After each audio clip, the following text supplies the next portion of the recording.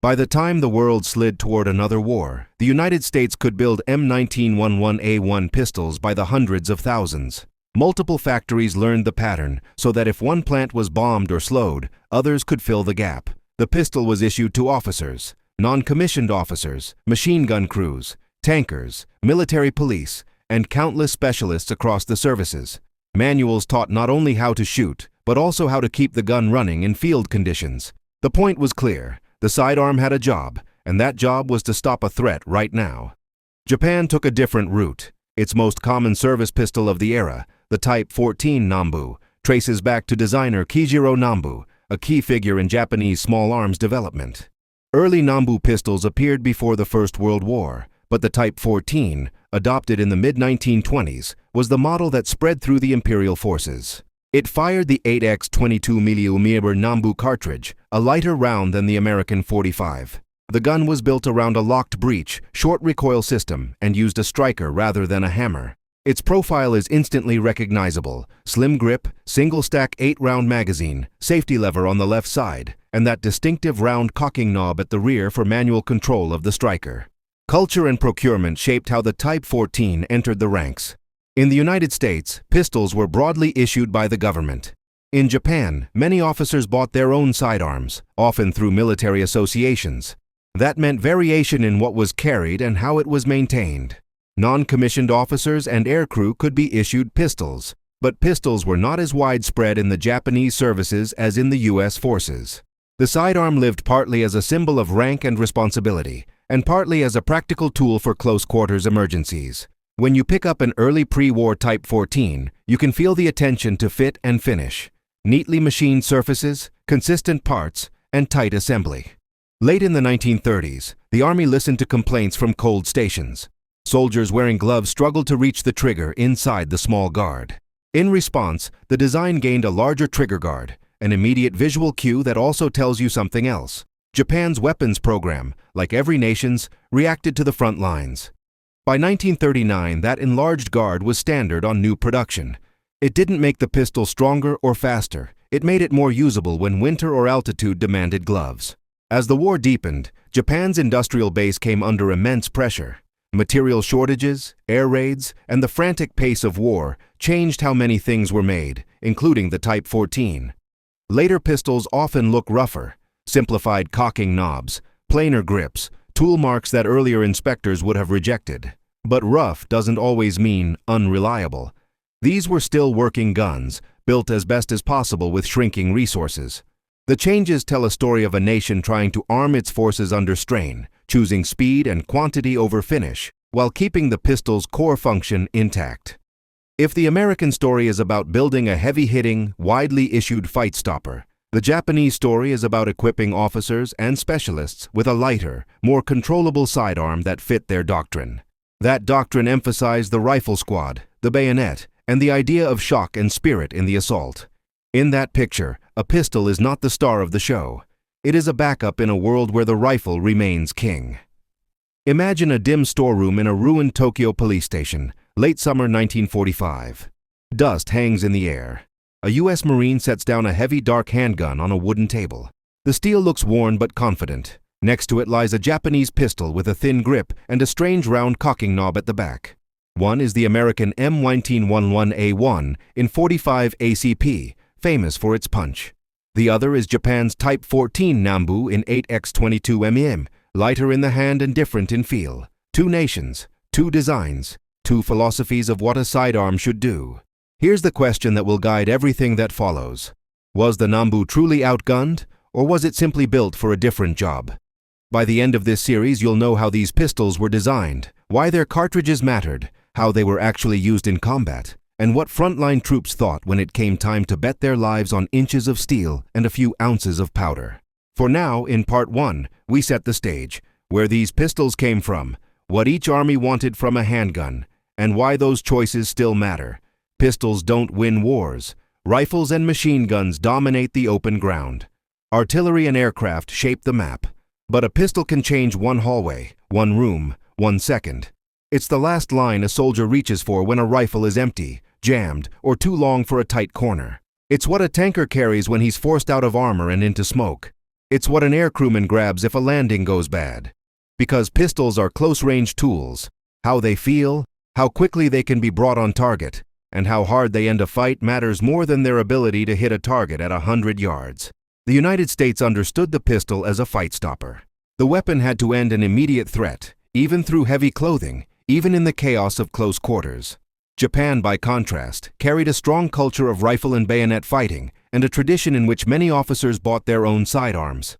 For them, the pistol often signaled authority as much as it provided emergency firepower. That difference, fight-stopping tool versus badge plus backup, flows straight into design, training, and logistics. To see why the American .45 looks the way it does, we go back to the early 1900s. U.S. soldiers fighting in the Philippines faced determined opponents in close combat. The .38 caliber revolvers then in service sometimes failed to stop a charge quickly. Stories from that campaign spread through the ranks. If a pistol could not end a fight at arm's length, what was it for? The U.S. Army looked for data, not rumor. In 1904, tests led by surgeons Thompson and Lagarde compared pistol calibers and their effects. The message was simple. A larger, heavier bullet at moderate speed did more reliable work in close-range fights. Enter John Moses Browning, an inventor with a gift for practical solutions. Browning designed a new cartridge, the .45 automatic Colt pistol, and built a semi-automatic pistol around it. The Army ran brutal trials. Pistols were fired thousands of times without a major failure. Guns were fouled, dropped, and abused to see what would break. Browning's pistol kept going. In 1911, the United States adopted the Model 1911.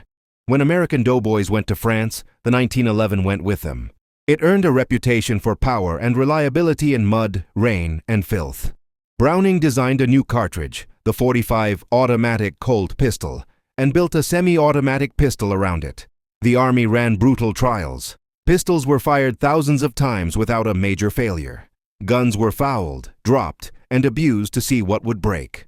Browning's pistol kept going. In 1911, the United States adopted the Model 1911. When American doughboys went to France, the 1911 went with them. After the First World War, the Army asked for small refinements to help average shooters. The core design remained the same, but the feel changed. The new version, standardized in the mid-1920s and commonly called the M1911A1, had a shorter, checkered trigger. Shallow scallops cut into the frame behind the trigger so shorter fingers could reach. An arched mainspring housing to change the grip angle just a hair. A longer grip safety spur to reduce hammer bite, and slightly better sights. If the original 1911 felt like a great glove, the A1 tried to make that glove fit more hands. The heart of the gun, Browning's short-recoil tilting barrel system and single-action trigger, stayed untouched. Doctrine shapes training. American manuals taught soldiers to carry the M1911A1, cocked and locked, safety on, ready to fire with a short, crisp trigger press. That method prizes speed from the holster and a clean first shot when seconds matter. Japanese training placed less emphasis on pistol combat across the force, because far fewer troops carried pistols at all. Many officers practiced, of course, and some were excellent shots, but the system did not revolve around the sidearm. The weapon's lighter recoil and slimmer profile made it easier to carry all day, especially for officers balancing maps, binoculars, and responsibility. But that same light recoil came from a light cartridge, an engineering choice that would later fuel debate. There's a human side to all of this. Imagine a young American MP standing a checkpoint in the rain with an M1911A1 on his hip. He's been taught to trust that big .45 slug to end a close threat. Across the Pacific, imagine a Japanese airman scrambling out of a damaged aircraft. His Type 14 is simple, handy, and easy to shoot one-handed. Both pistols can save a life in the right moment. Each comes with a promise born from its nation's experience. For the American, raw stopping power. For the Japanese officer, a reliable companion that won't beat the shooter's hand and is easy to carry. We should also be clear about what the Type 14 is, and what it isn't. You may hear wild stories about Nambus that fire when you touch the wrong spot. That problem belongs to another Japanese pistol, the Type 94, which has a notorious external sear bar. The Type 14 does not share that particular hazard. Misunderstandings like this grow in wartime retelling and in the decades after, when trophy pistols with worn springs and mismatched parts show up at gun shows and in basements. Part of our work in this series is to separate myth from machine. By the late 1930s and early 1940s, both pistols were headed for a collision. The United States would put huge numbers of M1911A1s into the hands of troops from North Africa to the Central Pacific. Japan would carry the Type 14 through China, Southeast Asia, the islands, and the home defense units. Each pistol would be judged not in workshops but in caves, alleys, trenches, and the cramped interiors of ships and planes. And when Americans captured Type 14s, they compared them, sometimes harshly, to the familiar punch of their own 45s. Outgunned, they said. But what does that word really mean? Before we answer, let's tighten the focus. Outgunned can describe many things: raw muzzle energy, bullet diameter, momentum, penetration, controllability, speed of follow-up shots, even how a safety lever works under stress. It can also mean logistics: how much ammo you have, how reliable your magazines are, how easy it is to find spare parts. It can mean training: how the average soldier is taught to draw and fire at 3 yards. Numbers matter, but so do hands, habits, and supply lines. You now have the frame. The American M1911A1 is the product of hard lessons, scientific tests, and a national choice to prioritize a heavy, slow bullet that ends fights at bad breath distance. The Japanese Type 14 is the product of a different doctrine and a different industrial path. Lighter cartridge, slimmer package, officer-centric issue, and practical adaptations like the enlarged trigger guard when field conditions demanded it. Both are honest machines that reflect the needs and beliefs of the people who built them. In the next part, we open the pistols and lay their guts on the bench. We'll see how each one works: the link, the lugs, the striker, the safeties, and then we'll put the cartridges beside each other on paper. We'll talk about energy, bullet weight, and what those numbers really mean in a dark hallway where there's no more room to back up. Was the Nambu truly outgunned by the 45, or is the truth more complicated? Stay with us. The math and the mechanics are about to speak. Picture a bare wooden table, a rag, and 2 pistols laid side by side. On the left, the American 45, thick slide, short trigger, deep Parkerized finish. On the right, the Japanese sidearm, slimmer, with a round cocking knob at the back that looks unusual to Western eyes. We've met the characters. Now we open them up. If a pistol is a promise in steel, what exactly did each nation promise its soldiers?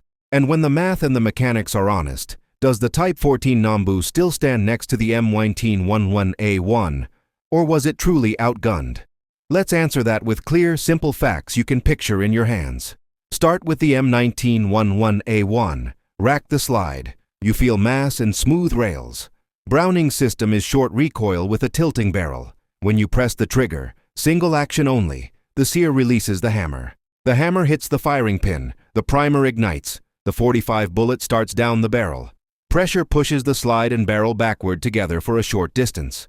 Then the barrel tips down, helped by its link and lower lugs, unlocking from the slide. The slide keeps traveling to the rear, extracts and ejects the empty case, then drives forward under spring pressure, stripping the next round from a 7-round magazine and pushing the barrel back up into lock.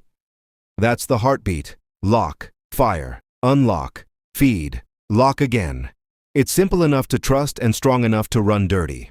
Look at the controls. There's a manual thumb safety on the left side for the right-hand shooter. When it's up, the sear is blocked. There's also a grip safety. Until your hand presses the backstrap, the trigger can't finish its job. Many pistols also have a small half-cock notch on the hammer as a last-ditch catch. Together, these let a trained user carry the gun, cocked and locked, with confidence. Wartime examples wear a matte Parkerized finish that shrugs off rust and glare better than shiny blue. Sights are small by modern standards, but crisp enough for close work. The trigger, when well made, breaks cleanly, and the recoil comes back like a firm push rather than a sharp snap. It's not gentle, but it's predictable. That matters when your heart is sprinting and your hands are sweaty. Now lay a finger along the frame and you'll feel something else. The design was refined to fit more hands. The A1's shorter checkered trigger sits behind small scallops cut into the frame so shorter fingers can reach it. The mainspring housing is arched to settle the muzzle on target for many shooters. The grip safety spur is longer to protect the web of the hand from the hammer. None of this changes the core mechanics. It just makes the same engine easier to drive under stress. In a muddy foxhole or on a dark dock, simplicity plus a consistent single-action press is gold. Slide over to the Type 14 Nambu, and your eyes jump straight to the rear. That round cocking knob isn't a hammer, it's tied to the striker. The Nambu is also a short-recoil, locked-breech pistol, but it solves the problem differently. When you fire, the barrel and internal bolt recoil together and then unlock, allowing the bolt to continue rearward to eject and feed. There's no external hammer. Instead, a spring-loaded striker rides inside the bolt.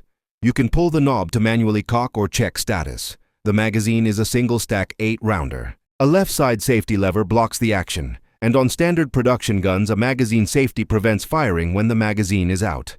The trigger bar runs along the frame to work the sear. It's a clever package, slim through the grip, light in recoil, and easy to carry all day. Run your hands over 2 different Type 14s, and you'll feel the story of the war. An early pre-war sample is neat, edges dressed, parts well-fitted, bluing even. A late-war pistol shows tool marks, a simplified cocking knob, and plainer grips. That isn't a design flaw, it's the pressure of shortages and bombing changing how fast factories had to work. A smart change appears in the late 1930s. A larger trigger guard. Cold posts and heavy gloves made the original small guard a liability, so Japan enlarged it. That single curve tells you the pistol wasn't just a badge, it was expected to work in the field. On the firing line, the Type 14 striker system gives a different feel from the 1911's hammer and crisp single action. Pre-war guns can have decent pulls. Some late-war triggers feel longer and grittier. Either way, recoil is mild because of the cartridge. The pistol sits low in the hand, tracks softly, and comes back on target quickly. These are real advantages for an officer or aircrew who shoots less often and carries more hours than he fires. Now put the cartridges on paper. The American round is the .45 ACP with a 230-grain full metal jacket at roughly 800-something feet per second from a service pistol. That translates to roughly the mid-300s in foot-pounds of energy. The bullet is wide and heavy, subsonic, and famous for punching straight and deep at close range. The Japanese round is the 8822mm Nambu, usually around 100 grains at roughly 1,000 feet per second in service condition. That puts it somewhere in the low 200s for energy, depending on the exact load and barrel. In simple language, the American bullet is heavier and carries more thump. The Japanese bullet is lighter and easier on the shooter. Numbers alone don't win fights, but they explain behavior. The .45's mass brings momentum. It tends to keep driving after it meets bone, cloth, or gear. In a close struggle, hallway distance, bunker distance, that extra weight can matter, especially with ball ammunition. The Nambu's lighter bullet means less recoil and faster follow-up shots, but it also means less energy delivered on target. If both bullets are full metal jacket and both hit well, the .45 has an edge in raw damage at close range. If you widen the view to control how fast a second shot gets back on target, the Nambu's softer recoil helps the less practiced shooter keep shots where they count. Each round buys something. Each round gives up something.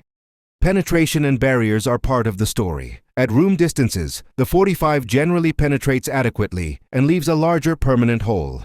The Nambu's lighter slug still penetrates, but with less diameter and less momentum. Against heavy clothing, gear, or the angle of a rib, that can factor into whether a fight ends now or carries on. At the same time, controllability is real. A nervous hand can jerk a heavy recoiling pistol offline. Lighter recoil often means better practical accuracy for average troops.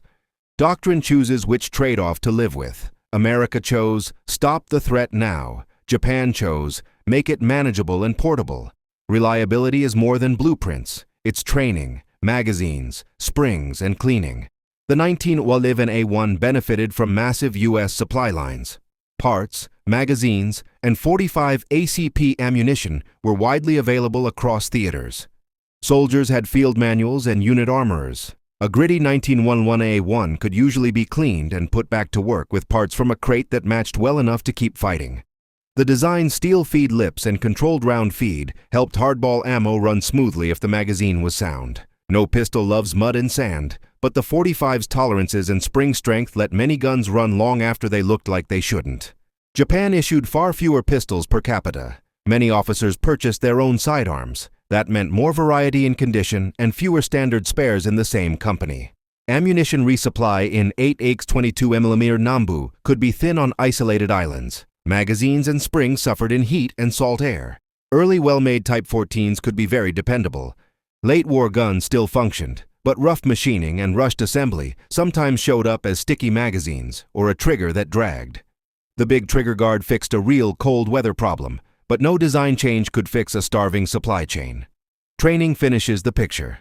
U.S. Troops who were issued pistols were taught to carry cocked and locked, to swipe the safety off as the muzzle came level, and to trust a short, consistent single-action press. That sequence is simple and quick. Japanese training around pistols was less universal because far fewer troops carried them. Excellent shots existed, of course, but the average officer had more duties than range time. In that world, a light recoiling pistol with a simple manual safety makes sense. Easy to carry, easy to operate, good enough for last-ditch use. This is also the place to clear the air on two stubborn myths.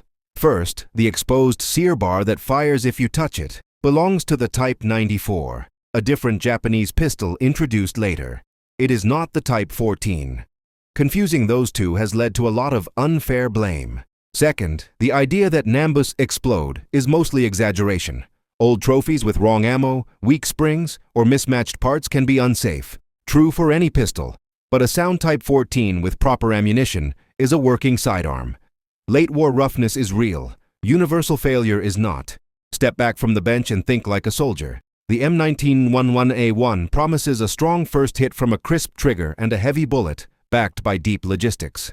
The Type 14 promises a sidearm that is easy to carry, easy to shoot, and available to officers and aircrew in a system that valued the rifles first. In cold weather, its big trigger guard helps. In cramped cockpits or dugouts, its mild recoil helps keep the front sight still.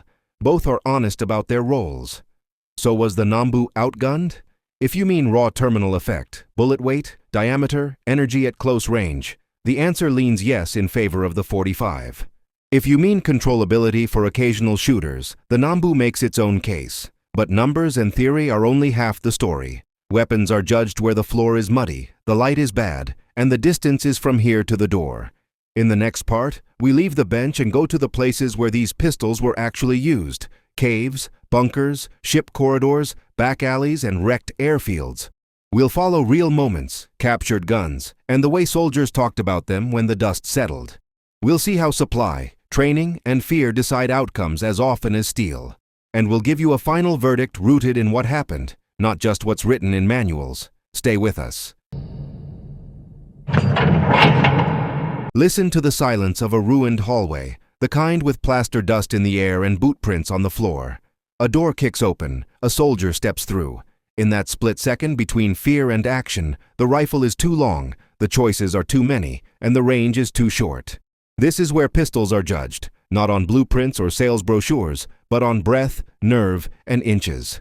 Tonight, we leave the workbench and walk into that hallway. We'll see who carried these guns, how they were actually used, what veterans remembered, and why one design felt like a hammer and the other like a scalpel. By the end, we'll answer the question we started with. When it truly mattered, was Japan's Type 14 Nambu simply different, or was it outgunned by America's M1911A1? Start with the people who wore pistols, because the job shapes the gun. Officers and non-commissioned officers carried them as a symbol of command and as a last line of defense when leading from the front. Tank crews wore pistols because crawling out of a burning vehicle with a long rifle is fantasy. What you can draw with one hand while you're dragging a friend matters more. Aircrew kept pistols for forced landings, bailouts, and ugly endings on lonely airstrips. Military police kept order with sidearms at checkpoints and port gates, where arguments sometimes ended as sudden fights. These jobs are not about duels at 50 yards. They are about tight spaces, bad angles, and seconds that feel like forever. Put yourself into the Pacific, because it punished every assumption. Caves that breathed gun smoke, rain that turned dirt to glue, ship corridors that clanged and rang, streets around shattered docks where glass glittered underfoot. In those places, the M1911A1 was famous for a simple promise. If you placed a shot, the heavy 45 round tended to end the problem now. The trigger was short and crisp, the recoil felt like a firm shove, and the controls made sense in blind hands: thumb safety down, front sight up, press. Tankers and MPs liked that directness. It wasn't pretty, it was decisive. The Type 14 Nambu lived a different life. Japanese officers often bought their own pistols. Many learned to carry them comfortably through long days of maps, binoculars, and decisions. Aircrew liked the Nambu's slim profile and mild recoil. In sudden, close encounters, caves, bunkers, alleys, the pistol's controllability helped keep the front sight steady for a second shot. The big trigger guard on later models meant a gloved hand in cold stations still found the trigger. In a world that prized the rifle and bayonet as the main fight, the Nambu did honest work as a compact tool for emergencies and authority. Now think about those emergency moments. A squad clears a cave mouth, flashlight beams cutting cones through dust. A figure lunges from a side pocket at arm's length. There's no room for a rifle stock. An American sergeant steps, sights, and feels the M1911A1 crack. The .45's heavy slug does what heavy slugs do at room distance. Across the sea, a Japanese officer, pressed into a similar corner, draws a Type 14. The recoil is light, the muzzle comes back online quickly. He can keep the sight on target with less practice. Both scenes are believable. But when veterans talk about stopping a fight with one shot of hardball ammo, the .45's reputation didn't come from nowhere. The Nambu's reputation, adequate, controllable, but not thunderous, didn't come from nowhere either. Shipboard fights taught the same lessons. Steel decks, tight passageways, and bad light favor a sidearm you can index and trust. American sailors and Marines who had trained with the M1911A1 praised its straightforward manual of arms: safety off, press, recover, press again. Japanese sailors and landing parties who carried the Type 14 valued how easy it was to wear and draw, even when gear and weather complicated everything. The pistols were reflections of doctrine. The M1911A1 was built to stop a determined attacker at close range with authority. The Type 14 was built to be carried widely by leaders and specialists and to be shootable by people who weren't full-time pistol hands.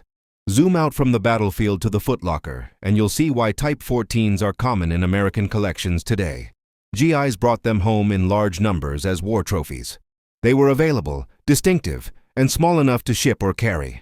Many came home with mismatched magazines or tired springs. Decades later, those worn examples fed the legend that Nambus were fragile.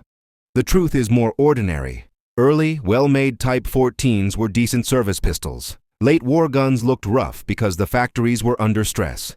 A tired pistol that sat for years with the wrong ammo nearby will make any design look bad.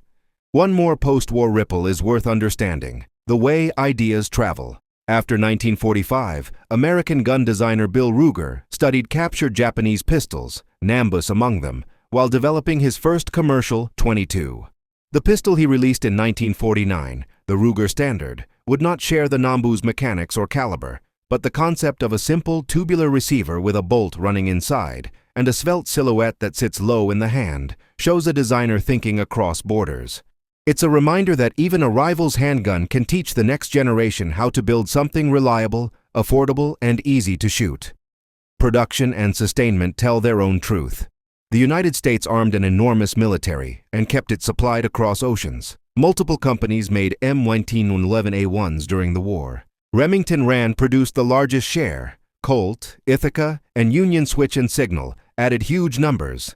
Singer made a tiny, almost mythical run. This mattered in the mud. If a magazine cracked or a spring died, there was usually a replacement in a crate and an armorer who knew how to fit it. Ammunition, .45, ACP, flowed in quantities that still boggle the mind. Japan fought with shrinking resources under crushing pressure. As the war dragged on and air raids bit deep, factories simplified parts and finishes on the Type 14. You can see the story in the metal: planar grips, simplified cocking knobs, tool marks. Yet most late pistols still worked, because the core design remained sound. What Japan could not change was the thinness of its supply lines. Islands ran low on ammunition, magazines aged in salt air, and standardization inside small units suffered when officers purchased their own pistols. No pistol, American or Japanese, can be better than the parts, magazines, and training that surround it. We're almost at the verdict. Before we call it, let's weigh what veterans said they valued. First, immediate stop. A sidearm earns respect if one hit at close range changes the outcome. Here, the M1911A1's heavy .45 round and clean single-action trigger built the legend. Second, controllability. A pistol that bucks lightly and tracks back to the front sight helps the less practiced shooter land that essential second shot. Here the Type 14 made sense for officers and aircrew who did not live on the range. Third, carry. A sidearm worn all day must not fight the wearer. The Nambu's slim profile and lighter weight made it easy to live with. The 45 was heavier, but many who depended on it felt the weight was worth the promise it carried. So, head-to-head, if outgunned means terminal effect. Bullet weight, diameter, and energy at the distances where pistols decide lives. The M1911A1 wins clearly. Its cartridge hits harder, and in the kind of close fights that pistols are meant to solve, that extra margin counts. If we judge by doctrine and role, the Type 14 fits Japan's philosophy, a manageable, portable sidearm for leaders and specialists in an army that put its faith in rifles and bayonets. It was not built to be a universal fight stopper. It was built to be there when a leader needed a compact, controllable weapon in a tight space. In that sense, it was honest to its mission. Here's the verdict you can stand behind. Both pistols reflect the nations that made them. The American M1911A1 delivered a crisp trigger, robust mechanics, and a heavy bullet that ended fights at arm's length. It was backed by manuals, spare parts, and ammunition that seemed endless. The Japanese Type 14, Nambu, delivered light recoil, simple carry, and real usability in cold weather with its enlarged trigger guard, but it fired a lighter cartridge and lived inside a supply system that grew thin under attack. For general battlefield utility and fight-stopping performance, the M1911A1 holds the edge. The Type 14 was not a failure. It was a product of different priorities under harsher constraints. Step back to that ruined hallway. The dust has settled. The questions don't. Wars are decided by logistics, training, weather, fear, luck, and sometimes by a single press of a trigger at 3 paces. 2 pistols, 2 philosophies. 1 promise of raw stopping power, 1 promise of carry and control. We've opened them, measured them, and walked with the people who wore them. Now we want to hear from you.